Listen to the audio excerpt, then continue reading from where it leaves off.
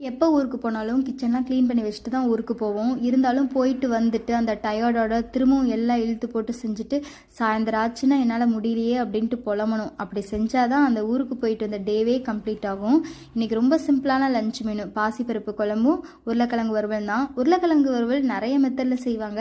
இந்த மாதிரி ட்ரை பண்ணுங்கள். சீக்கிரம் செஞ்செல்லாம் டேஸ்ட்டாகவும் இருக்கும். கொஞ்சமாக தேங்காய் எண்ணெய் சேர்த்து கடுகு கடலைப்பருப்பு கருவேப்பிலை பொரிஞ்சதுக்கப்புறமா உருளைக்கிழங்கையும் சேர்த்து நல்லா வதக்கி விட்டுட்டு உப்பு சேர்த்து ஒரு அரை வேக்காடு வேகிற அளவுக்கு ஒரு 10 நிமிஷம் ஆவிலே வேக வச்சு எடுத்துக்கலாம். அதுக்கப்புறம் மசாலா ஆட் பண்ணிக்கலாம். 1 ஸ்பூன் கரம் மசாலா தூள் சும்மா ஃப்ளேவருக்காக சேர்த்துனா போதும். 2 ஸ்பூன் மிளகாய் தூள், கொஞ்சமாக மஞ்சத்தூள், காரத்துக்கு கொஞ்சம் தூக்கலாக பெப்பர் தூள், மல்லித்தூள் போட்டுட்டு நல்லா வதக்கி விட்டுட்டு தண்ணியெல்லாம் சேர்த்தாம திரும்பவும் 10 நிமிஷம் வேக வச்சு எடுத்துட்டோன்னா உருளைக்கிழங்கு வறுவல் ரெடி ஆகிக்கும். காலங்காலமாக வெரைட்டி ரைஸ்க்கு பெஸ்ட்டு காம்பினேஷன்னா அது உருளைக்கிழங்கு வறுவல் தான். பாசிப்பருப்புக்கும் சூப்பராக இருந்துச்சு. உங்களுக்கு ஊருக்கு போயிட்டு வந்த ஃபஸ்ட் டே எப்படி இருக்கும்